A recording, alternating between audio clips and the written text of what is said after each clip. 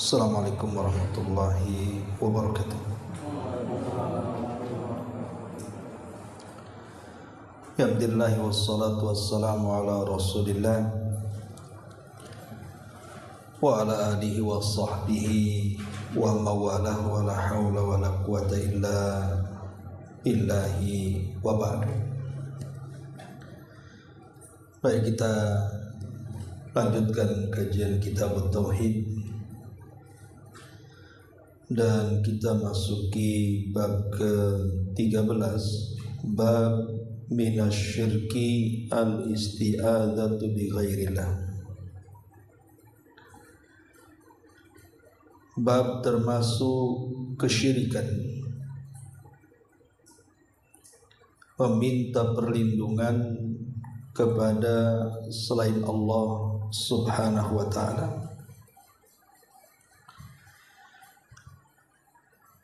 Bab ini dimasukkan oleh pengarang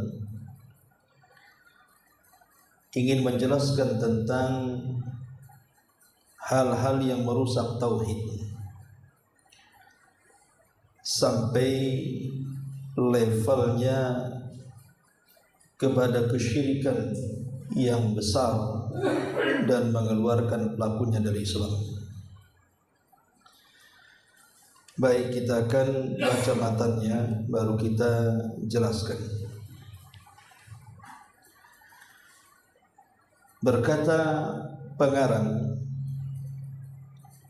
Allah Subhanahu wa ta'ala berfirman, wa annahu kana rijalun minal insi ya'udzuuna birijalin minal jinni fazaduhum rahaqa. Bahwa ada beberapa orang dari kalangan manusia yang meminta perlindungan kepada beberapa kalangan dari jin, maka jin itu hanya menambah dosa dan kesalahan.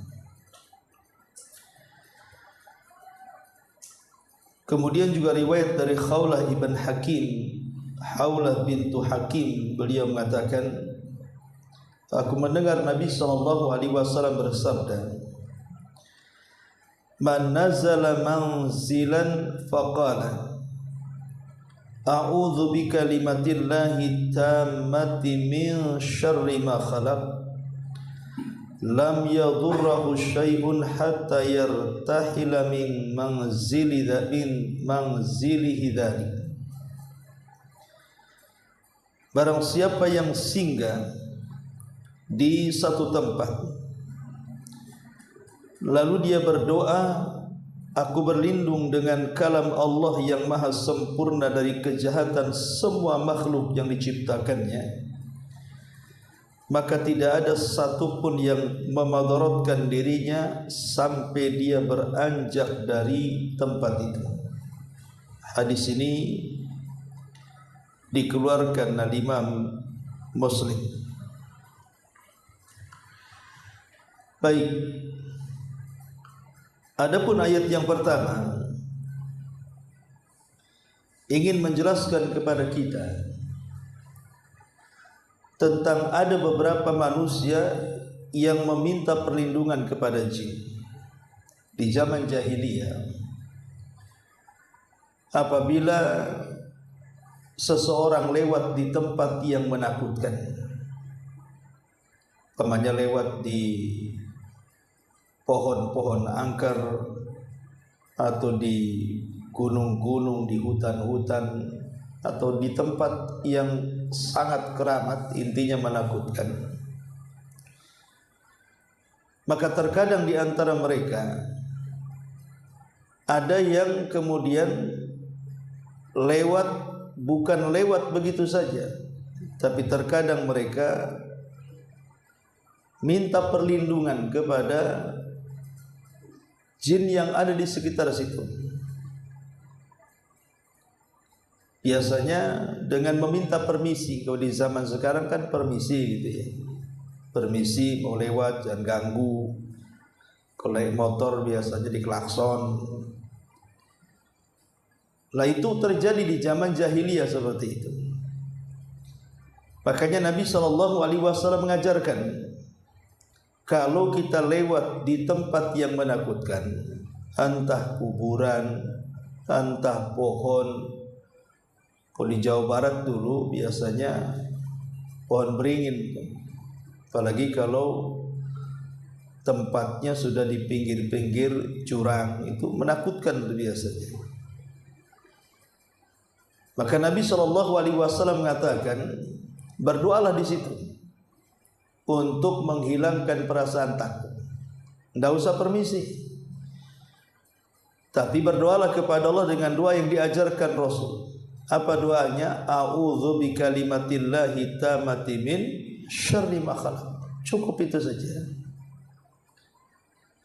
Kalau kita menyebut kalimat ini, maka jin-jin yang jahat di sekitar situ tidak akan mengganggu kita sampai kita lewat dari tempat itu. Tapi kalau seandainya kemudian kita merasa takut, kemudian tidak isti'adzah kepada Allah Subhanahu wa taala, maka jin semakin besar kepala, justru makin menakut-nakuti kita. Jadi takutnya bukan hilang, makin besar takutnya. Lah terkadang saking takutnya ada beberapa orang yang sampai melakukan kesyirikan, akhirnya kemudian meletakkan sesajen di situ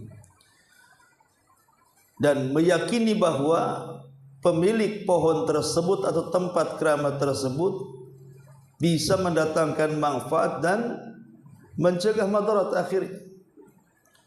Kemudian belakangan dibuat ajang tempat meminta-minta, terutama orang-orang yang suka berjudi biasanya.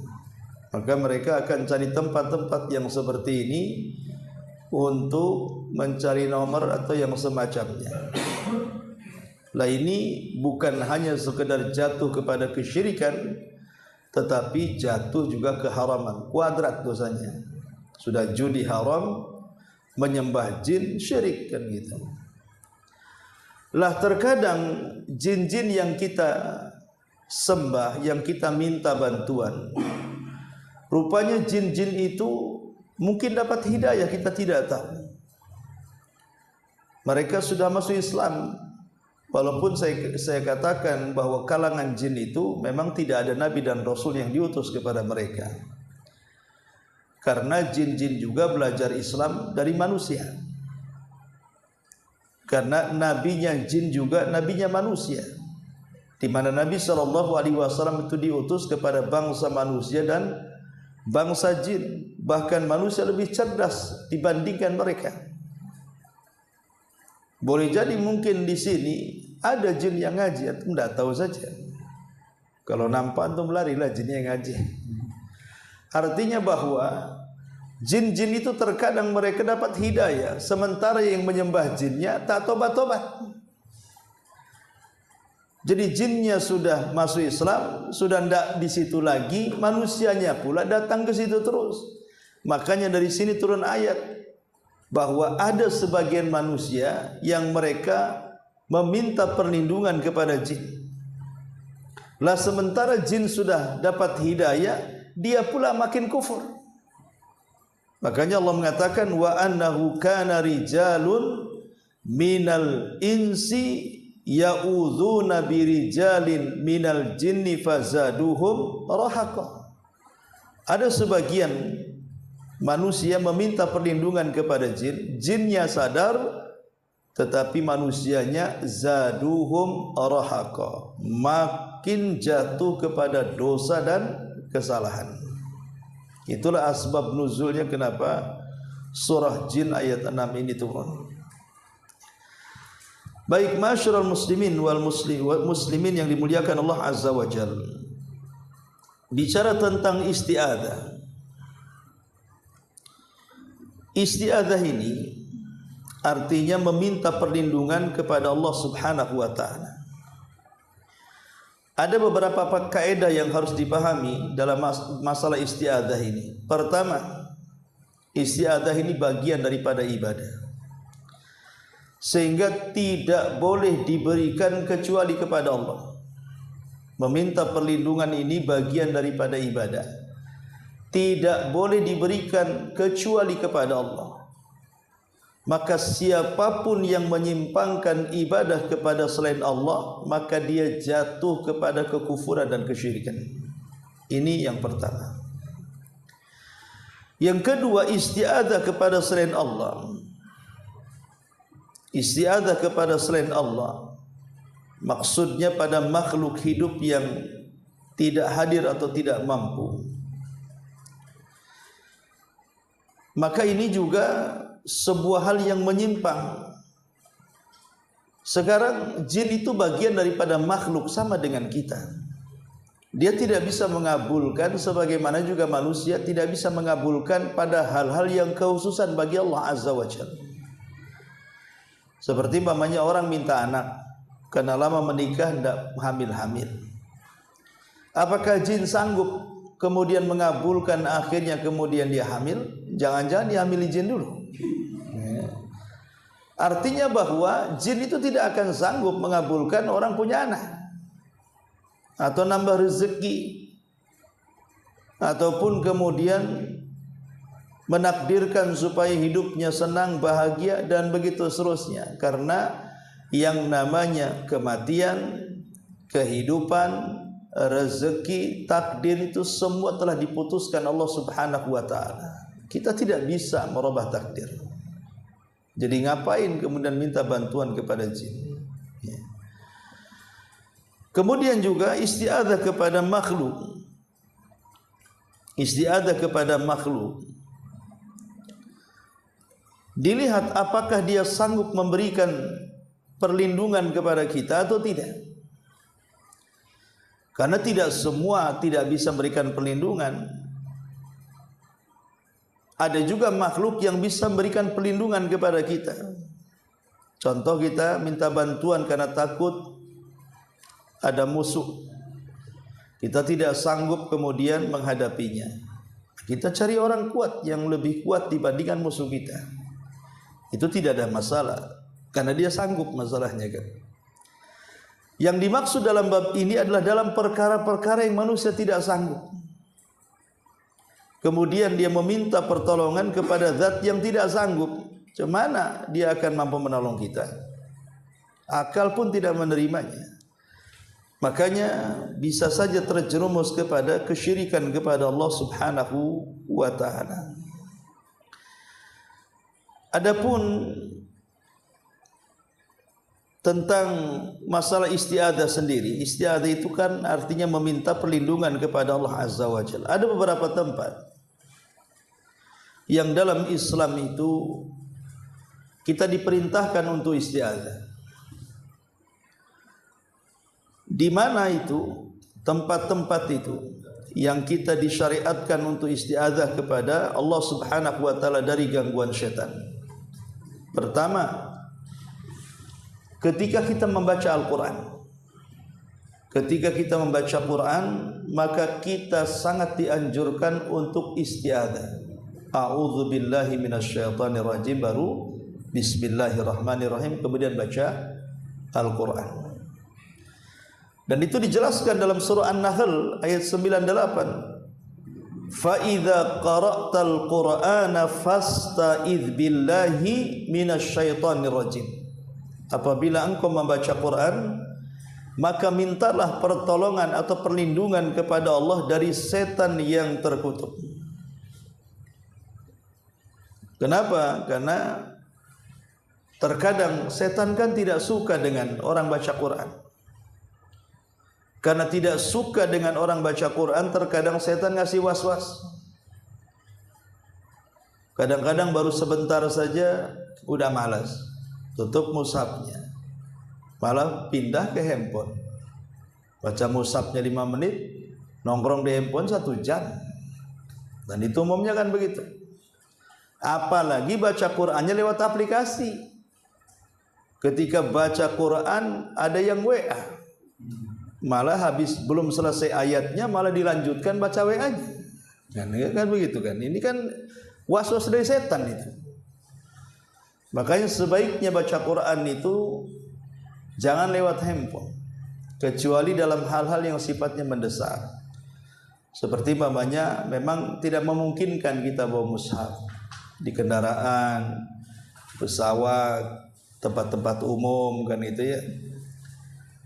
Tapi kalau di masjid atau di rumah yang sudah ada mushaf, ngapain pakai handphone? Karena itu akan mengganggu, itu masalahnya. Handphone ini sebuah nikmat dari Allah Subhanahu wa taala. Ya, banyak juga manfaatnya, seperti wanita-wanita haid yang tidak bisa menyentuh mushaf dan tidak bisa membaca dari mushaf, dia bisa menyentuh handphone.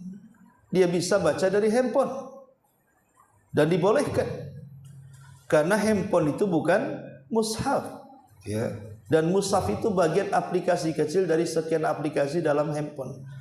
Tidak ada ulama yang mengatakan handphone itu mushaf. Makanya para ulama kontemporer membolehkan wanita-wanita haid yang mereka dilarang membaca Quran dari mushaf, dia bisa baca Quran lewat handphone. Ya, antum bisa kasih tahu istri-istri antum waktu haid bisa baca Quran lewat handphone. Tidak usah pakai mushaf. Tapi kalau tidak sedang haid, sedang suci, maka pakai mushaf lebih baik, karena bagaimanapun gangguannya akan sedikit. Makanya kenapa diperlukan isti'adzah ketika membaca Quran itu. Ini yang pertama. Yang kedua, inda husulin naz'in minasyaitan wa waswatil insani. Ketika datang gangguan ataupun waswas daripada syaitan. Allah mengatakan dalam surah Al-A'raf ayat 200, wa imma yanzaghannaka minasyaitani nazghun fasta'idz billah innahu sami'un alim. Apabila datang kepadamu gangguan dari setan, maka segeralah isti'adzah, berlindung kepada Allah Subhanahu wa taala, karena sesungguhnya Dia Maha mendengar lagi Maha mengetahui. Artinya kalau seandainya kita lalai gitu, umpamanya datang waktu sholat, kita lalai, ini jam berapa ini ya? Maka kalau kita lalai langsung auzubillahi minasyaitonirrajim. Ya. Karena terkadang setan ngasih lalai, akhirnya sudah waktu sholat kita tidak sadar. Kalau sudah masuk waktu sholat itu, maka kalau kita langsung ingat ketika setan ngasih waswas, langsung isti'adzah, astagfirullahaladzim gitu ya. Nah seperti itu ya. Atau antum antar istri ke pasar gitu ya, lupa, antum pulang duluan, sampai di rumah mana istri ini gitu kan umpamanya kan. Nah, itu mungkin gangguan setan juga. Antum isti'adzah itu, cepat jemput ke pasar. Nanti istri antum kesurupan nanti. Maki-maki antum nanti. Intinya bahwa kalau kita ada hal-hal yang dilupakan dari ibadah, itu dari hal-hal kewajiban, langsung isti'adzah. Kemudian yang ketiga, indama yuwaswis syaitanu lil muslim fi mu'taqadihi bi rabbi. Ketika seseorang itu terkena rasukan waswas setan terhadap i'tiqad atau keyakinan terhadap Rabbnya. Terkadang orang melamun, kemudian berpikir yang menciptakan langit Allah, yang menciptakan bumi Allah, yang menciptakan kita Allah, yang menciptakan alam semesta Allah. Lalu siapa yang menciptakan Allah? Nah ini kan waswas itu. Masa dipertanyakan siapa yang menciptakan Allah? Dia pencipta. Dan itu terkadang datang was-was seperti itu. Biasanya orang-orang terlalu pandai gitu ya, sudah otaknya error. Loh, semua yang menciptakan Allah, lalu Allah siapa yang menciptakan? Maka Nabi SAW mengatakan, ya'ti syaitan ahadakum fayaqulu man khalaqa kadza man khalaqa kadza hatta yaqula man khalaqa rabbuk fa idza ballaghahu falyasta'idz billah. Setan terkadang akan mendatangi kalian, kata Nabi SAW, kemudian akan berikan was-was. Siapa yang menciptakan ini? Siapa yang menciptakan itu?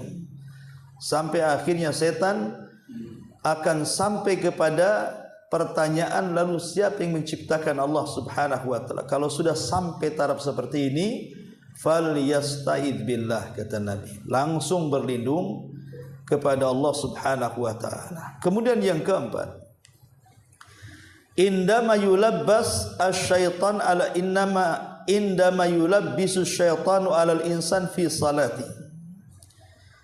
Kalau seandainya setan itu memberikan talbis, was-was kepada manusia saat salat. Saat salat, ya. Makanya Nabi SAW dalam hadis Uthman ibn Abil As radhiyallahu an, bahwa beliau mendatangi Rasul dan mengatakan, ya Rasulullah, inna syaitan qad hala baini wa baina salati wa qiraati yulabbisuha alayya. Rasul, kadang-kadang setan berusaha mengganggu antara diriku dan salatku, bahkan sampai ke bacaanku. Aku lupa baca apa tadi.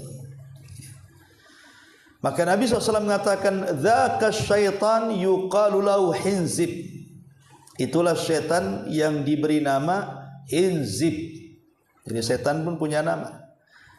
Jadi kalau punya anak jangan dikasih nama hinzib. Itu nama setan. Fa idza ahsastahu fata'awwadz billahi minhu. Wadful ala yasarika thalathan. Kalau engkau merasakan gangguan-gangguan setan seperti itu, mulai mengganggu salat sehingga lupa berapa rakaat. Aduh, berapa tadi rakaatnya? Gimana saya sudah baca Fatihah atau belum nih? Ya. Udah ruku atau belum? Pokoknya dibuat bingung dalam salat itu. Maka segeralah kemudian isti'adzah, a'udzubillahi minasyaitonirrajim, ludahkan ke arah kiri 3 kali. Fa idza fa'alta dzalik, kata Rasul, kalau engkau melakukan hal itu, fa adhaballahu anni. Fa adhabahu anni. Afwan, bacaan salah. Qala, dia mengatakan si Uthman ibn Abil As ini, fa fa'altu dzalik, aku pun melakukannya. Fa adhabahu Allahu anni, maka Allah pun menghilangkan perasaan was-was itu. Jadi sekali lagi, orang lagi salat, setan kan paling tidak suka orang salat, apalagi dalam posisi sujud. Makanya kenapa setan itu kalau melihat ada orang yang sujud tilawah, maka setan itu merasa sakit hatinya dan mengatakan, dulu aku diperintahkan Allah untuk sujud, aku pun enggak sujud. Hamba ini diperintahkan sujud, maka dia sujud, maka dia berhak mendapat surga, dan aku malah masuk neraka. Sakit hati setan melihat orang sujud itu. Makanya setan tidak suka dengan orang yang solat, karena orang solat banyak sujud masalahnya. Setiap rakaat ada sujudnya. Makanya kenapa setan berusaha kemudian mengganggu orang solat? Ya contohnya tadi, dilupakan rakaat, dilupakan gerakan, kadang-kadang dikacau bacaan gitu ya. Kadang-kadang loncat bacaannya. Dari inna a'tayna kok ketabat ya namanya kan. Kadang-kadang seperti itu. Ini yang keempat. Yang kelima, indal ghadabi, saat kita emosi. Antum bertengkar dengan istri, emosi kan itu. Maka Nabi SAW mengatakan, satu hari Nabi SAW melihat ada 2 orang yang sedang bertengkar. Saking hebatnya pertengkaran sampai audajnya, maksudnya urat lehernya itu kencang, matanya hampir keluar, dan mukanya sudah menakutkan dan omongannya sudah ngaco. Kata Nabi SAW ketika menemui 2 orang yang sedang bertengkar ini, kata Nabi SAW, inni la a'lamu kalimatan law qalaha la dhahaba anhu ma yajid.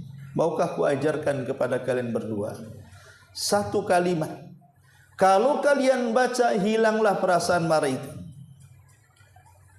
Kemudian Nabi SAW mengajarkan kalimat itu bacalah a'udzu billahi minasyaitonir rajim. A'udzu billahi minasyaitonir rajim. Masalahnya orang yang dinasihati malah marah sama Nabi. Disuruhnya kata Nabi, kalau engkau lagi marah, baca a'udzubillahi minasyaitonir rajim. Apa kata orang ini? Faqalu lirajulin, maka dikatakan kepada orang itu, ala tasma ma yaqulun nabi, tidakkah kau dengar apa yang diucapkan Nabi? Cepat ucapkan a'udzubillahi minasyaitonir rajim. Maka orang ini faqala inni lastu bimajnun. Loh, aku enggak gila, ngapain aku isti'adzah katanya. Kurang ajar tuh. Suruh Nabi baca malah bilang aku enggak gila. Karena memang begitu ikhwan, antum kalau nasihati orang marah, antum yang dimarahi. Ya kan? Bukannya umpamanya ada orang marah-marah nih. Antum melerai, terbalik sama antum jadi tengkarnya itu. Memang begitu orang yang marah itu. Makanya kalau nasihati nunggu reda dulu. Jangan lagi marah antum masuk di situ. Antum jadi musuh dia jadinya. Bukannya melerai, malah antum yang jadi sansak sasarannya. Ini tapi Nabi mengajarkan bahwa kalau kita sedang emosi langsung isti'adzah. Sebab kalau seandainya kita tidak isti'adzah, makin dikompori sama setan itu. Makin dipanas-panasi, makin lagi.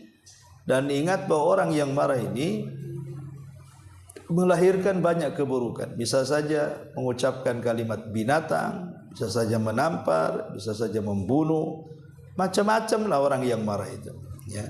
Makanya perlu isti'adzah. Kemudian yang keenam, indama yaral insan ru'yan yakrahuha, ketika mimpi buruk. Mimpi buruk. Tengah malam kita baru saja tidur 1 jam, langsung mimpi buruk, ketemu genderuwo, ketemu sundel bolong, ketemu suster ngesot, apa itu? Bukan banyak hantu-hantu di Indonesia ini. Sebenarnya intinya jin sebenarnya. Itu kan istilah-istilah aja di negeri kita ini. Pocong lah apa gitu ya. Kalau di luar negeri kan Dracula gitu ya. Macam-macam. Makin di berbagai negeri kan macam-macam setannya kan. Kalau di Barat ya Dracula, kalau di Cina ya apa itu? Vampir kan itu ya. Indonesia ya sundel bolong, lampir dan yang semacamnya ya. Tapi intinya itu jin sebenarnya. Mau sebutkan 100 nama pun itu hanya sekedar nama, hakikatnya satu, itu jin yang jahat. Masuk pada tidur kita, kemudian membuat mimpi-mimpi buruk. Lah mimpi-mimpi buruk ini ada yang bahaya. Contohnya umpamanya dalam mimpinya sampai melihat simbol-simbol setan.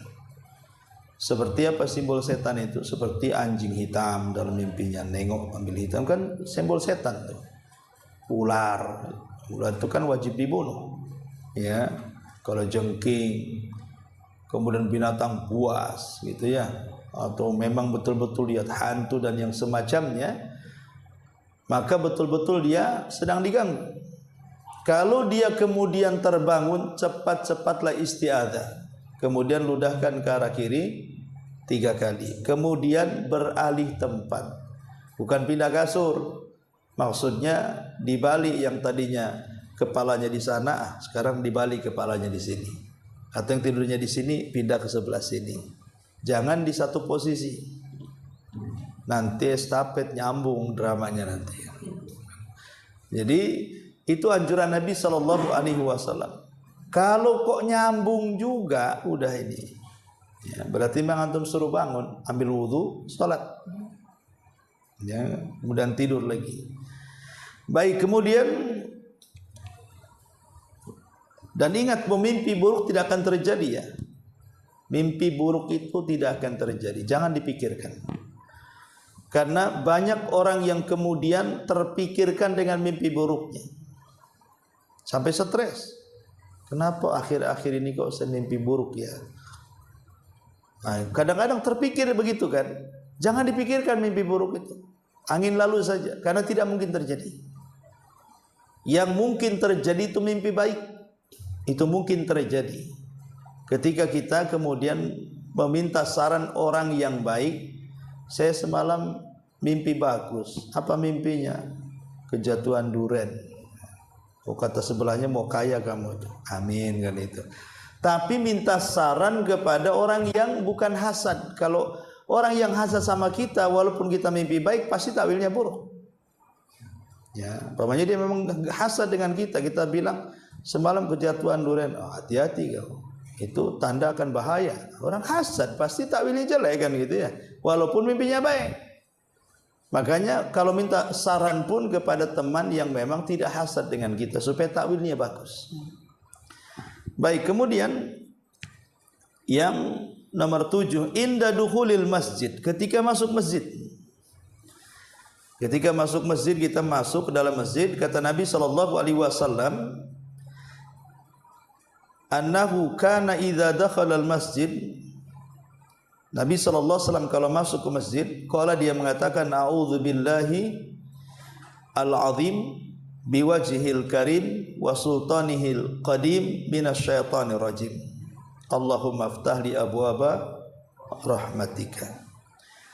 Jadi Nabi mengajarkan a'udzu billahi al-azim.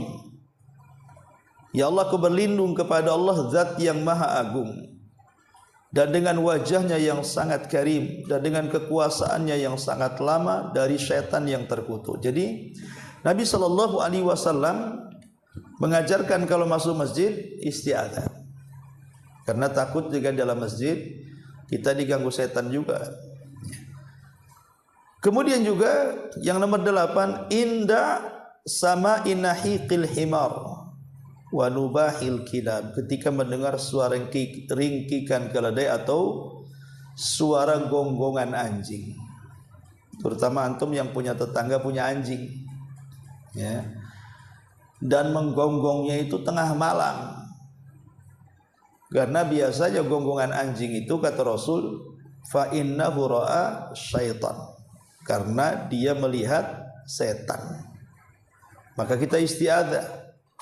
Lain kalau seandainya antum punya ayam berkokok tengah malam gitu ya, maka berdoalah dengan doa yang baik, karena ayam itu mampu melihat para malaikat. Kemudian yang nomor 9, inda nuzuli manzilin, ketika singgah di sebuah tempat. Pemanya antum berekreasi dengan keluarga ke pantai, kalau di sini pantai Melayu, atau mungkin sampai ke jembatan berapa, atau ke Batu Besar, atau ke Tiban, pokoknya kan banyak di Batam ini kan destinasi wisata pantai banyak. Kalau antum membawa keluarga ya, ataupun rame-rame ke pantai, maka ketika sampai di pantai antum berdoa dengan doa yang diajarkan Nabi dalam bab ini. A'udzu bikalimatillahi tammati min syarri ma khalaq. Karena kita tidak tahu. Mungkin anak kita renang ke gulung ombak, kita tidak tahu. Atau mungkin anak kita berenang tahu-tahu digigit ular laut, kita tidak tahu, ya kan? Atau ketika lari-lari kena duri atau kena sambet, kita tidak tahu yang namanya di lautan. Sementara lautan itu memang singgasananya setan di sana. Ya kan, singgasana kerajaannya setan kan di lautan, itu masalahnya. Makanya ini juga nasihat kalau antum pulang kampung lewat pakai kapal, ya kan? Ya itu kan kita melewati jalur singgasana setan sebenarnya. Maka banyak-banyaklah isti'adzah. Ketika masuk kapal, antum baca a'udzu bikalimatillahi tammati min syarri ma khalaq, ya. Kemudian juga ketika inda dukhulil khala, ketika masuk kamar mandi. Ketika masuk kamar mandi, Nabi SAW mengatakan apabila idza dakhala al khala qala Allahumma inni a'udzubika minal khubuthi wal khaba'ith. Apabila salah seorang di antara kalian masuk kamar mandi, katakan, ya Allah, aku berlindung kepadamu dari setan laki-laki dan setan perempuan. Jadi setan pun ada laki-laki, ada perempuan.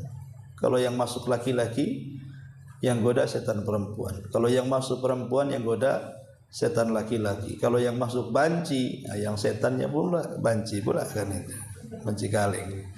Ya sama saja kehidupan setan itu dengan kehidupan manusia kurang lebih saja. ada LGBT-nya juga gitu ya. Karena kehidupan jin itu kurang lebih baik dari segi agama atau dunia. Ya sama kalau di Indonesia ini kan banyak ormas gitu ya. Ada Muhammadiyah, ada NU, ada Al-Irsyad, ada apa macam-macam. Ya jin juga sama, ada jin NU, ada jin Muhammadiyah, ada jin Al-Irsyad, ada jin Salafi gitu ya. Ada jin gabung Bansar, ada jin gabung Ansor, ada jin gabung apa macam. Jin itu kan gabungnya dengan manusia. Kehidupan mereka kurang lebih dengan manusia. Karena mereka belajar dari manusia. Jin kalau belajar kepada manusia jadi ulama, tapi kalau manusia belajar jin jadi dukun biasanya. Jadi manusia kalau belajar ke jin jadi dukun, tapi kalau jin belajar kepada manusia jadi kiai dia. Jadi ulama ya. Karena bagaimanapun kecerdasan manusia lebih dibandingkan kecerdasan mereka, dan orang yang baik dari kalangan manusia lebih banyak dibandingkan orang yang baik dari kalangan jin. Kemudian yang ke-11, indama yajidul insan waja'an fi jasadihi. Ketika antum sakit-sakit badan. Sakit-sakit badan kan kita tidak tahu. Boleh jadi itu karena penyakit, memang bawaan penyakit, asam urat, kolesterol, darah tinggi, atau karena capek kerja, atau karena mungkin disambet setan atau disihir orang. Kita tidak tahu sakit-sakit badan ini kan, kita kan bukan dokter. Ke rumah sakit pun kadang-kadang harus ditanya dulu, scan dulu, kadang-kadang harus di medical check up dulu baru ketahuan penyakitnya kan. Maka sebelum ke sana, maksudnya untuk ya jaga-jaga saja lah kan begitu. Oh, badan-badan saya sakit kali, kenapa ini kan? Ketika kita tidak tahu penyebabnya, kenapa tahu-tahu sakit badan, habis tidur kok sakit badan, ta'awud saja. Ta'awud kepada Allah Azza wa Jalla. Sebab kalau ini sihir kiriman atau sengaja setan iseng dengan kita gitu ya, ganggu kita, ngasih waswas dan lain sebagainya, maka dengan ta'awud itu mudah-mudahan bisa menghilangkan sakit-sakit badan itu. Ya, tapi kalau memang karena penyakit ya diobati kan itu. Baik. Siapa yang ketawa? Kemudian yang nomor 12, indas sabahi wal masa wa indan naumi. Isti'adzahlah di waktu pagi, di waktu petang, dan ketika hendak tidur. Kemudian yang nomor 13, indal faza'i minan naumi. Ketika terkaget-kaget bangun dari tidur. Ya. Kan ada orang yang kagetan kalau dibangunkan itu kan. Ya, ada yang enggak gitu ya. Kadang-kadang ada yang kayak gitu tuh kan. Nah, kalau orang kagetan langsung baca auzubillahi minasyaitonir rajim. Kemudian yang nomor 14, an yata'awwad aula kama yusra'u lil muslim an yata'awwad aulada. Jadi kita juga meminta perlindungan kepada Allah untuk anak-anak kita. Untuk anak-anak kita. Sebagaimana Nabi SAW pernah berlindung kepada Allah untuk Hasan dan Husain. Beliau mengatakan, inna abakuma kana yata'awad bihima Ismail wa Ishaq, a'udzu bi kalimatillahi tammati min kulli syaitanin wa haman wa min kulli ainin lamma. Jadi antum kalau punya bayi, anak-anak yang antum suka gendong gitu kan, anak-anak kecil sambil pegang kepalanya, antum baca a'udzu bi kalimatillahi tammati min kulli syaitanin wa hamma wa min kulli ainin lamma. Ya Allah, aku berlindung dengan menggunakan kalimat-kalimat, maksudnya Al-Quran, kalam-kalam Allah, dari setiap setan dan keburukannya, dan setiap penyakit ain ya dan bahayanya. Karena begini ikhwan, kalau kita punya anak, terkadang kan anak kita ini cakep, cantik, lucu, kadang-kadang disukai tetangga, kadang digendong tetangga kan itu ya, saking lucunya. Apalagi dibawa ke pesta, dibawa ke walimah, banyak orang nengok anak kita lucu, gendong sana, gendong kayak bola aja buat mainan, gitu ya.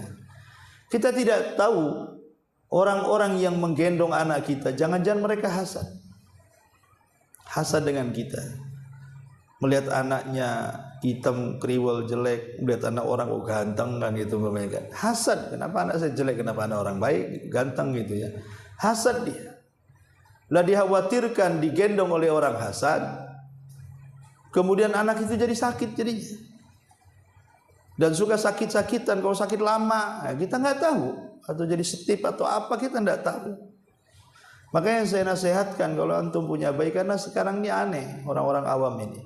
Kalau punya bayi itu kadang-kadang dipoto tiap hari, dipajang di Facebook, di TikTok, di Allah.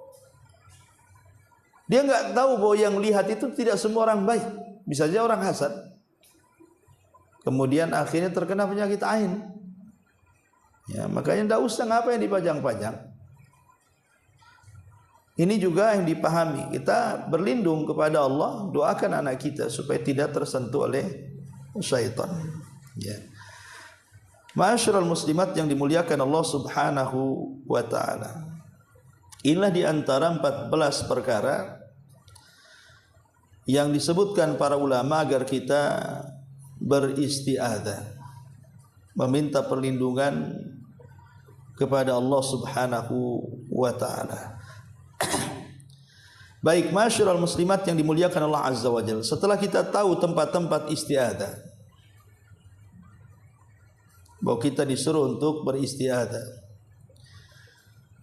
bahwa isti'adzah ini ikhwatu fiddin yang dimuliakan Allah Azza wa Jalla, ada aturan yang disebutkan oleh para ulama. Aturan yang disebutkan para ulama ketika kita ini berhadapan dengan kalimat a'udzubillahi minasyaitonir rajim.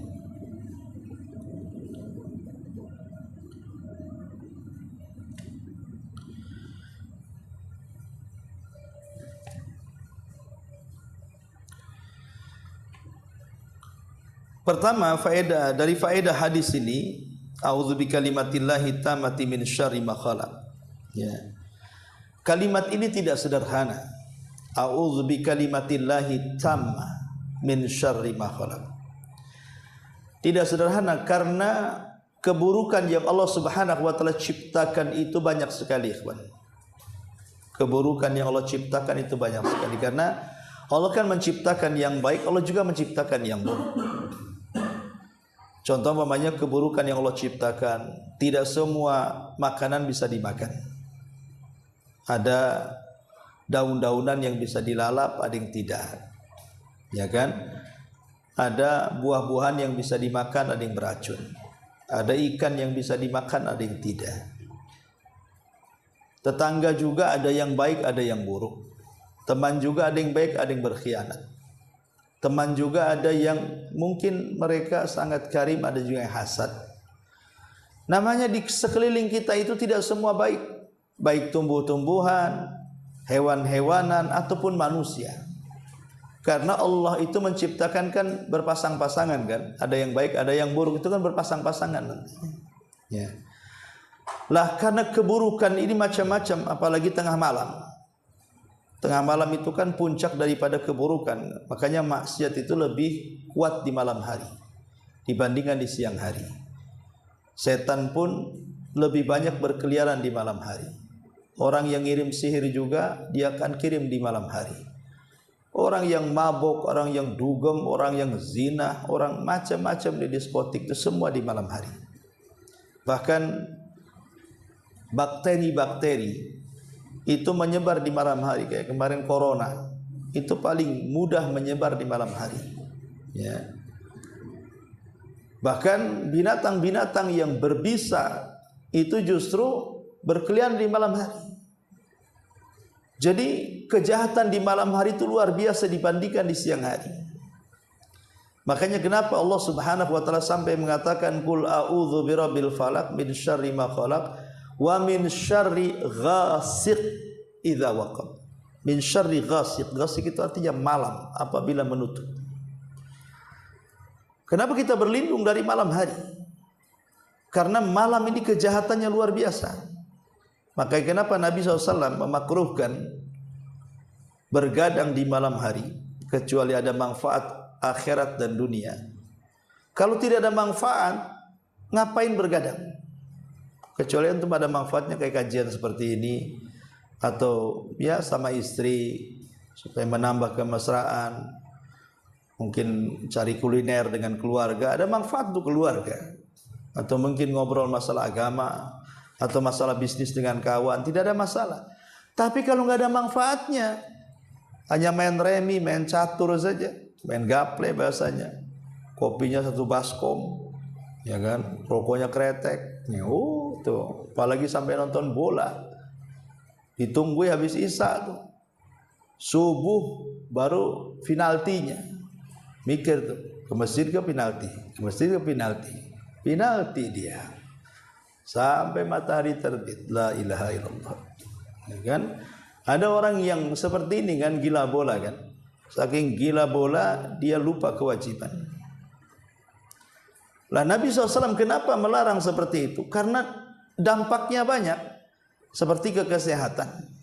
Orang yang jarang tidur malam itu penyakit banyak yang akan masuk ke badan dia. Makanya kenapa Nabi SAW tidak menjelaskan cara makan. Hanya Rasul mengatakan kalau makan baca basmalah, kemudian pakai tangan kanan, jangan berlebihan, itu saja. Tapi kalau cara tidur, Nabi menjelaskan sedetail-detailnya. Bahkan Quran mengajarkan. Ketika Allah menurunkan surah Al-Muzammil, ya ayyuhal muzammil qumil laila illa qalila nisfahu aw ismi'u nisfahu awing gimana? Qalila aw zid alaihi warattilil qur'ana tartila. Di sini Allah mengatakan bagaimana Nabi SAW diajarkan tidur oleh Allah. Pertama, Nabi itu tidur separuh malam, nisfahu, separuh malam, atau zid, nambah dari separuh. Maksudnya Rasul itu separuh malam tidur, nanti separuhnya tahajud.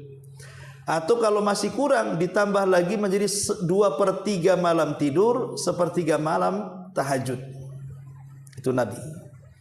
Tapi Rasul itu tidurnya awal. Karena kita tahu bahwa dalam satu hari itu kan ada 3 waktu setan yang kita harus berlindung. Pertama menjelang maghrib.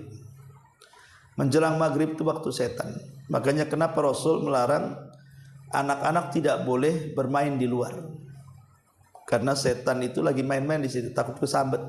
Makanya kalau menjelang maghrib, antum kalau punya anak-anak kecil suruh masuk rumah. Ya, tutup jendela, tutup pintu. Nanti kalau mau keluar, ya setelah maghrib. Kalau menjelang maghrib jangan. Ya. Kemudian yang kedua, setelah isya sampai separuh malam, itu waktu setan. Karena setan itu akan bermain-main setelah isya sampai separuh malam.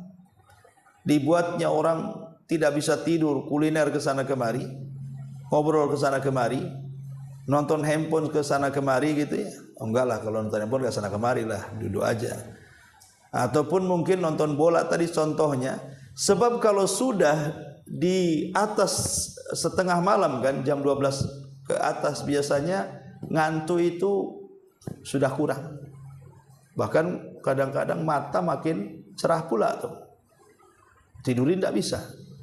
Anehnya nanti kalau sudah dekat-dekat pagi 3:30, itu mulai itu ngantuknya datang tuh. Nah, disitulah kenapa permainan setan berlaku di situ. Makanya kenapa Nabi SAW membenci tidur setelah maghrib dan bergadang setelah isya. Karena di situ waktu setan. Kalau tidak ada manfaat dunia akhirat, tidak usahlah, tidur aja.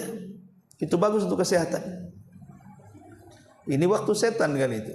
Kita berlindung kepada Allah Azza wa Jalla. Kemudian juga di waktu sebelum zuhur. Makanya kenapa Nabi SAW mengatakan kilu fa inna syaitan la yakil. Tidurlah siang karena setan tidak pernah tidur siang. Minimalnya tidur siang itu maksudnya bukan tidur main kasur dengan bantal itu bukan itu maksudnya kailulah itu. Kailulah itu maksudnya hanya merebahkan sejenak. Umpamanya ya 1/4 jam jadilah. Dekat-dekat duhur karena capek kerja, ambil kursi sambil rebahan atau ada meja sambil rebahan. Tidak usah lama-lama. Ya, 15 menit, 20 menit saja itu sudah cukup. Kata pakar Amerika mengatakan, orang yang biasa kailulah itu jarang diserang stroke. Jadi orang yang biasa kailulah tidur siang sebelum duhur, walaupun hanya 20 menit, 15 menit, bukan tidur beneran lah, selip-selip chicken lah maksudnya ya. Ya masih gini aja lah kan itu. Itu nggak akan diserang stroke atau jarang diserang stroke. Oke lah, tidak ada penelitian orang barat. Kita yakin bahwa apapun yang dilakukan Nabi pasti ada manfaatnya. Apalagi diteliti. Ya. Jadi di waktu-waktu yang seperti ini maka kita berlindung kepada Allah Subhanahu wa taala. Baik, ini saja yang bisa sampaikan. Intinya bahwa bab ini jangan sampai kita isti'adzah dengan jin, karena itu akan membawa kesyirikan seperti dukun. Kita datang ke dukun, jangan, karena dukun itu sandaran mereka adalah jin. Kalau kita datang ke dukun berarti kita diarahkan oleh dukun untuk menjadi jin pelindung kita. Naudzubillah. Baik, sampai di sini.